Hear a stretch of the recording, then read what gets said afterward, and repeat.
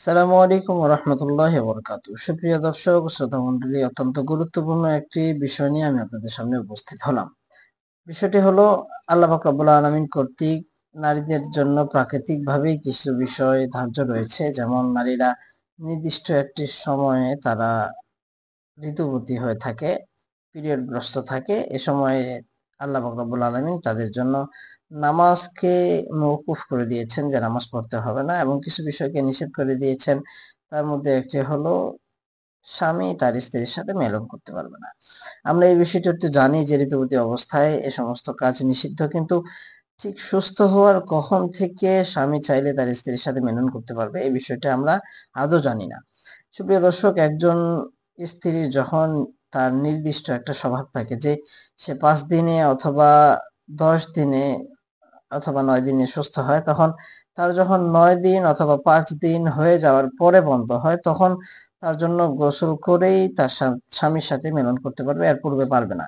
হ্যাঁ, যদি সে সুস্থ এই সময়ে, অর্থাৎ তার স্বভাব ৫ দিন অথবা ৯ দিন এটা অতিবাহিত হওয়ার পরে সে সুস্থ হয়েছে, হওয়ার পরে তার যদি একটা নামাজের ওয়াক্ত অতিবাহিত হয়ে যায়, যেমন সে যোহরের সময় সুস্থ হয়েছে কিন্তু যোহরের সময় অতিবাহিত হয়ে আসরের সময় হয়ে গিয়েছে, তাহলে এই ক্ষেত্রে স্বামী চাইলে তার স্ত্রীর গোসল করা ছাড়াও তার সাথে মিলন করতে পারবে।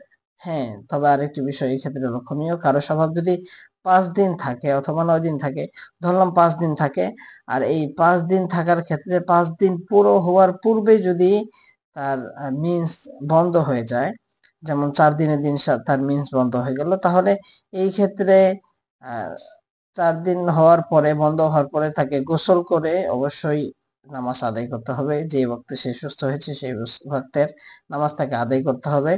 তবে এই ক্ষেত্রে ৫ দিন অতিবাহিত হওয়ার পূর্বে স্বামীর জন্য তার স্ত্রীর সাথে মিলন করা যাবে না। যেহেতু স্ত্রীর স্বভাব হলো ৫ দিন মিন্স হওয়া। এক্ষেত্রে ৪ দিনের দিন বন্ধ হয়ে গেছে। হতে পারে এটা পুরোপুরি বন্ধ হয় নাই, বরং সাময়িক কিছু সময়ের জন্য বন্ধ হয়েছে।